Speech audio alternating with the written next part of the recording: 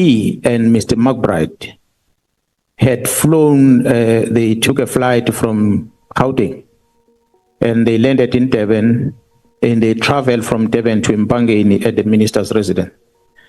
And they went to meet the minister to go and tell him about the criminal investigation that the two of them were busy with at IPID. And it will appear that at the time that the minister might have been implicated on that case.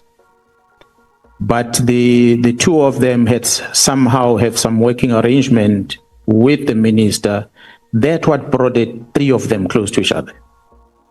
That's how the relationship came about. Well, I didn't believe much of what he told me. He mentioned that, and of course I asked, I said, but what type of a case, what is this that we're busy with? And he said there was a death of someone in KZN, and the minister at the time was accused to have interfered with the destruction of an evidence, a crucial evidence that was there. And that led into, because there was a police officers, bodyguards that were involved, that were working with the minister at that time when he was a premier. That led into the involvement of IPID, because IPID will ordinarily investigate cases that involve police. So that's how IPID came involved in that case, because there was a complaint of the police involvement on the wrong. So in their investigation, it led into some degree an act that the premier at the time have done wrong. That what made them to be close to each other. So to those who don't even know who Lieutenant General MKHWANAZI is talking about none other than Cedric Nkabinde, the chief of staff, and that he had no experience, he didn't even know what he was doing with regards to that position. And the reason why he got that position is because of how he knew about the minister's involvement in an unaliving that happened, the situation that MKHWANAZI just explained now. And this guy then assisted the minister to conceal that information or that evidence and to hide it, which then allowed them to move forward. So then the minister then, I think it was a reward or it was a way of keeping him, shut forever.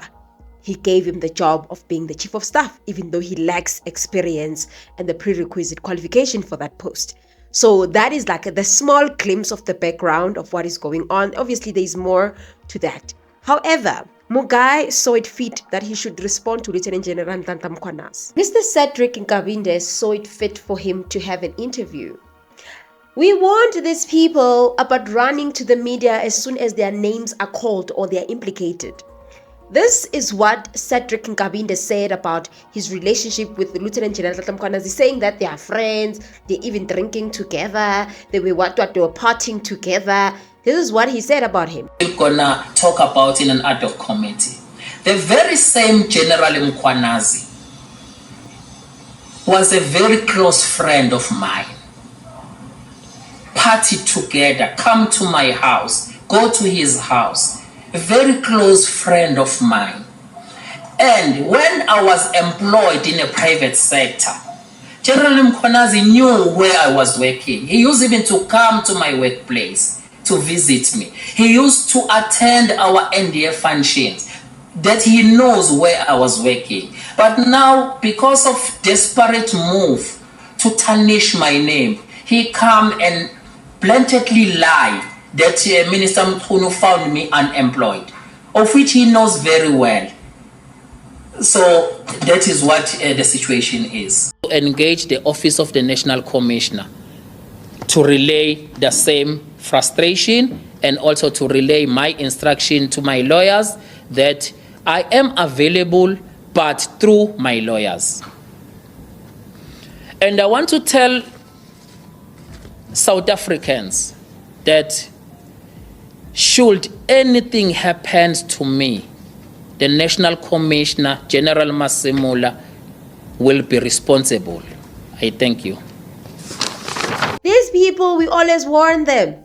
And it's also said that he's looking forward to go to the ad hoc committee, the Matlanga Commission, to testify because his name has been implicated. You must stay away from the media, guys. You know, when your name has been implicated, the first thing you should not do is to go to them. It's the same thing that Patricia did. Patricia also, when her name was mentioned yesterday, she saw it fit to go and do interviews. Guys, sometimes you just have to chill, relax, wait for your time to come, say things in the official platforms like MKHWANAZI Commission or the ad hoc committee, because you're implicating yourself. Tomorrow you'll be saying the contrary in the MKHWANAZI Commission or anywhere else, and then that's when we'll judge you. That's when we will catch you and expose your lies. Because it's easy to expose these people's lies and catch them. That is why we say stay away from interviews. So when they do these interviews, they are implicating themselves. And I'm telling you guys, before this man even testifies, would have researched and found something about him that shows that he's a liar himself. That shows that he's been working with Senzo Mchunu. When the light is shining on you, stay away from the media, because when you reply, you are making people to want to go research more about you. And then when we find the truth, we will use that very interview to say that, but you said this most. Now you are changing the story. Clearly, when you're not a credible witness, you're not a credible person, and you're not someone to be trusted. I think he could have just kept quiet. Moving right along to Shadrack Sibiya calling himself a Joseph, referring to himself to one of the biblical characters. Is he a Joseph, like a Joseph that your brother sold you? Who said they were the Josephs when you were selling your brothers to criminals, when you were feeding the whole entire criminal system to politicians, when you are allowing politicians to infiltrate and interfere with the work of the police, when you are working with criminal syndicates? Where was this thing of Joseph? Now you want to blackmail people by talking about the thing of Joseph, saying that you are the Joseph, these people, Baksugel. You did nothing wrong. Shadrack, your time is over. Your time is, if I was you, I'll just confess, go serve some time, come back and be a better man. Because it's over for you. You've been involved in a lot, getting away with it for years. For years. I even heard that this man was even involved in an unaliving of this lady. I don't know if you guys remember her. She was unalived by her boyfriend. And it is said that Shadrack Sibiya somehow is also involved in that. So Shadrack, just keep quiet. Because after, to those who don't know, who didn't watch my shorts, he was being raided today together with Hangani Mohammed. And as they were raiding them, they found, he says that they took his cell phones, his 4 cell phones, they took his laptop, 4 cell phones. Okay, maybe police officers, they can have, but I know that it's criminals who normally have a lot of phones. But I don't know. Please hear the response from him on the Joseph part. Let me first start with Joseph. Yeah, start with Joseph. I'm not angry, I'm hurt. I feel like Joseph, whose brothers actually threw him in the pit. And they ended up selling him, because I've been working with my colleagues and we've been working very well. But for my colleagues to turn on me the way they turned on me. And this is what he said when he was asked about the raiding. How does he feel about the raiding? Well, me too, I was under the impression that it's going to happen. I'm expecting it anytime. I mean, the General MKHWANAZI said yesterday that it's imminent. There's been imminent since last year, so I'm still waiting. So why were the police here, General? They came to conduct a search and seizure. I was expecting. And what did they confiscate, General Sibiya? They will normally look for the gadgets and the cell phones of everybody who's in the yard. This man is playing mind games with South Africans. He's playing mind games with everybody. He told himself that I'm going to maintain my innocence up until Jesus comes back. He told himself that. And that's the thing. MKHWANAZI uyeza. Thank you, Honorable Member. Honorable Kawula. It is over. I don't know if you guys understand, Shadrack Sibiya, that this is over. But you guys, you want to fight, give it your all. But you know what? Good luck. Good luck with that fight. Because I even heard a news reporter that was there.